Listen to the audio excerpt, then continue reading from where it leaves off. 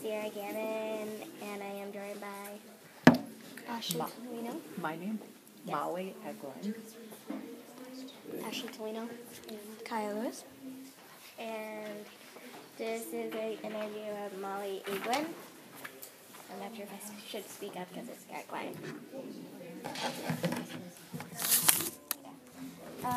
So, could you tell me a little bit about where you were born and where you were born? What year I was born? And where you were born? I was born in Philadelphia at Jefferson Hospital 61 years ago, 1953. And can you tell me a little bit about your parents and how you grew up? I grew up in Philadelphia. I had a mom and a dad, Abe and Esther Silverstein. And how I grew up was in a little row house. And my father was a house painter, and my mother was a homemaker.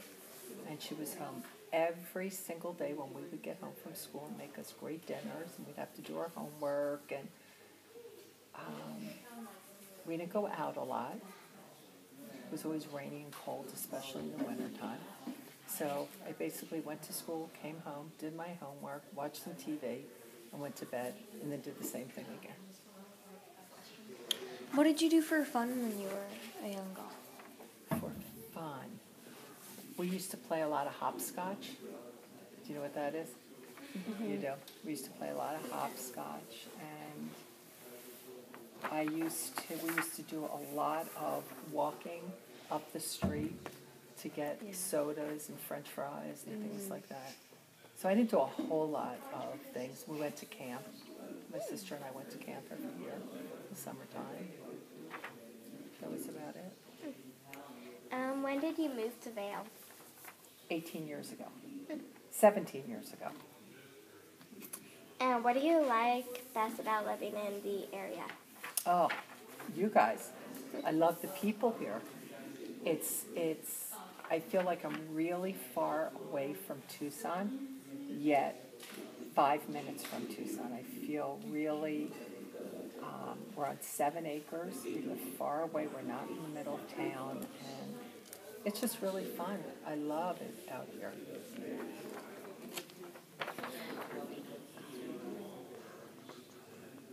How has the Vail area changed since you moved here?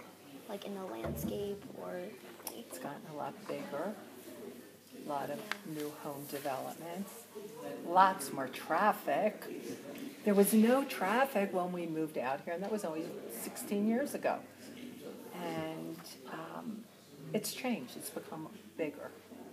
But it's still small. It still feels like a little community, which I love. How has the wildlife out here changed? Like, were there any animals that lived out here when you moved here that don't live here anymore? No, because I haven't been here my whole life in Vail. I still get a bunch of javelinas at my house, and we see bobcats, snakes, lizards. We had a big giant lizard that came into our house, like a big one, like that big. I mean, it was like really big. So all that's still happening. Have the ways that people lived or make a living changed since you moved here? I don't think so, no. What about since you've moved here? Since you've been here, have you noticed any of the differences? I haven't been here that long. 11 years? I've noticed a little bit like there might be more jobs because there is so many more developments becoming, like getting built. Oh, that's true. There are more jobs then, more people working, especially that are working in construction, and more opportunities. Yeah, that's very good. Yeah, a lot more buildings are being built and everything. Are you happy about that? Not really. No? Are you happy about that? A little bit because there's more to do. Yeah. But like as long as I've known, there's always been like Nico's OVMS house. Yeah. That's it. That's it. Nothing else. And then there's like 2 buildings, and then now I like that there's more community, like this school, and Dairy Queen. Dairy Queen. Dairy Queen. Yeah. This and school's all the new beautiful. houses. Yeah, I like it here. I really like it here too. Did you ever go to the Rincon Valley Festival? And if so, what was it like? That's why we moved out here. Went to the Rincon Valley Festival 17 years, almost 18 years ago, and I loved it. I absolutely loved it. Thank you, Hannah. That's so sweet of you. Thank you. And we loved it. It was out of town. There were a bunch of horses, and they were doing roping, and it was very cool. And that was the day I said to my husband, we need to find some property out here and build a house and move out of Tucson. Interesting.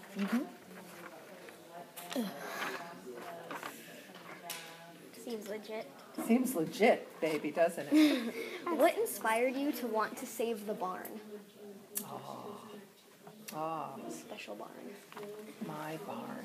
The amazing barn with the amazing, what's it called? Like,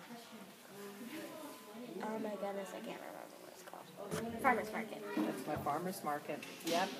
Well, this is what inspired. When we built our house, we built a house on top of a big hill. And when we were designing the house, when I would look out into the mountains, guess what was the first thing I saw? The barn. And I said to my husband, I want to do something with that. I want to make something for this incredible community. I want to create a farmer's market. And that was because of all of you. That was because of the community and how I felt when we were out here. I wanted to make a difference. And that it took about a year. We restored the barn, and it's still going strong. Pretty amazing. So you know what I learned? This is what I learned. If you have a dream, making that farmer's market was a big dream for me. And if I did not allow myself to attempt to make that happen, I wouldn't feel really good about myself. I would have a lot of regrets. So no matter how small your dream is, at least attempt to make it happen instead of thinking it's just so far away and it can never, ever be possible. Because it is possible. How did you go about saving it, and who did you work with to save the barn? I found out who owned it, and his name was Donald Diamond, which is Diamond Ventures. It's a big development company.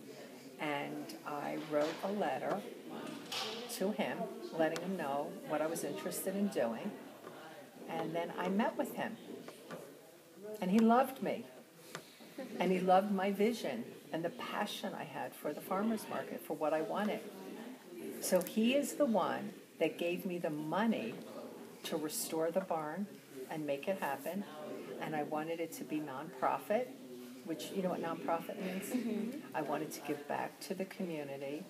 And the farmer's market has raised thousands of dollars for the Vail School District, for the agriculture kids to build. And there's a whole little farm we have out there, and the kids from Seneca come out there, and they plant and they sell things, and it's really pretty amazing. It's everything I wanted it to be. What do you think that the barn should be used for? For the community. I would love to see more of the schools doing activities out there. We had a marching band from the school. I would love all the Girl Scouts, Boy Scouts, anything that could help the school district. That's what I want. So I want all the kids to be out there. Have any interesting events happened? And if so, what events? The biggest event we have at the farmer's market every year, we have a chili festival. Yeah, chili festival. You like chilies, huh? Chili festival. And we've been doing that for, now it's like 15 years. And it happened like 2 months ago. And there's hundreds of people that come out to buy chilies, and it's a really fun event. Cool. It's still going. You might want to hold this one up. Yeah. That's mine, and that's Yeah, because I'm trying to get the ocular transparent part. Oh, Because is the that? microphone's in the bed. Oh, okay, cool. What was the most difficult part about getting the entire process started? Well, I think the most difficult part for me was wanting it to be pretty darn perfect for the community and wanting to have a lot of vendors there having a similar vision as what I have. And it ended up happening. Vendors out there are great, selling everything. So it worked out. Because most people would think the most difficult part was getting the money to make it happen. The person that owned the barn made it really easy because he believed in the product. So I didn't have to do a whole lot of convincing. Did you hear lots of stories about the barn? And if you have, could you tell me some of them? I heard that it was when the barn first was built, it was built as a pig farm. Pigs were stored in there. That's what I heard. That was many, it was like in the 30s or the 40s. It's been up there for a really, really, really long time. And then after the pigs, somebody took it over and had some horses in there, and then it was vacant until I took it over for like 30 years, until I decided to make a farmer's market out of it. And I know that I heard there were people that wanted to make a restaurant or a bar or all these other things, and it never happened. But the owner liked the vision that I had and let me do it. Yeah. What did you hope to accomplish for the community through the barn? What did I what, honey? Hope to accomplish for the community with the barn? I was hoping to accomplish a place for all the residents to gather and have fun and connect and meet each other. That was something else because it was growing. The Vail area, I wanted the residents to come out and get to know their neighbors, and I wanted all the kids. It was really important for me with the kids, with you kids, to just use it. And I wanted also to create revenue for the schools, so there could be projects that could occur that were not possible before. Money. Who doesn't like money? You have to have money.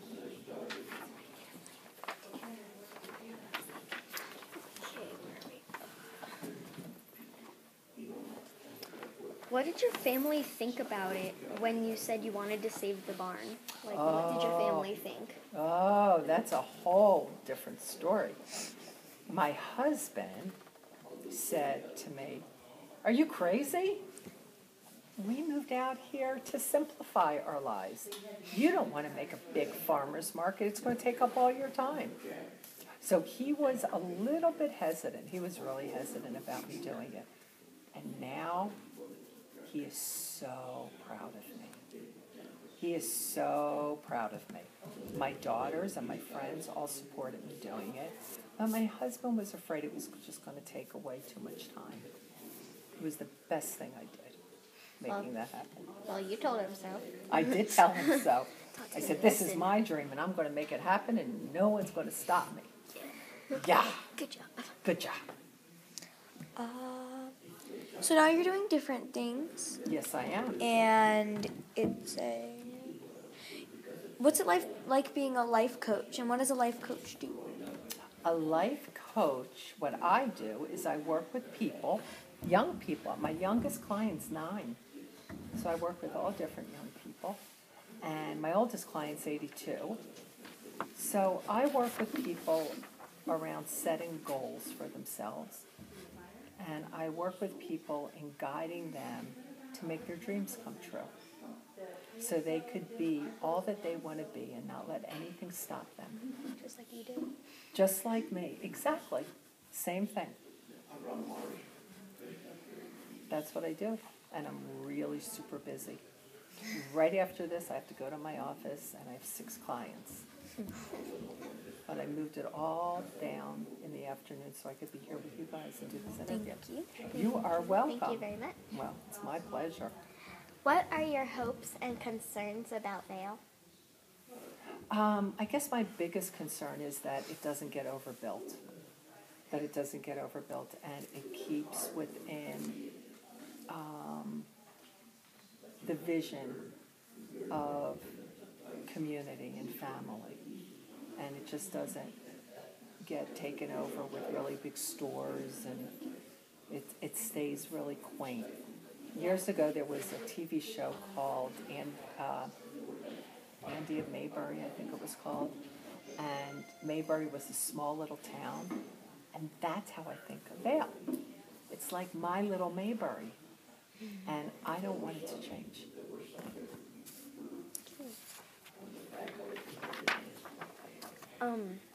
What is one thing that you want the community to remember about the Vail that you knew? Like that you know? How special it is.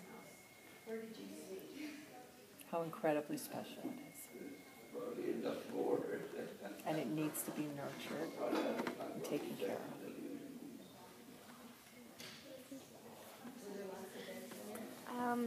That was our final question. Thank you for participating in our oral history project. It was my pleasure. I loved being Before we end, I actually have a question that I'd like to ask. anything. It is the holiday season. What were the holidays like when you were a little girl? What did you do as your family, and what holidays did you celebrate? You know what? We didn't do a whole lot of celebrating. It was just, we just would, my father was working, my mother was home cooking. We didn't do a lot. The biggest holiday I remember celebrating is our birthdays. Since, my kids and my husband, we do a lot of celebrating on the holidays. And it's all around the fireplace and the dogs and the cooking and the smells and just having fun and staying home. Well, thank you for letting us interview you. You are very welcome. Yes, thank you very much.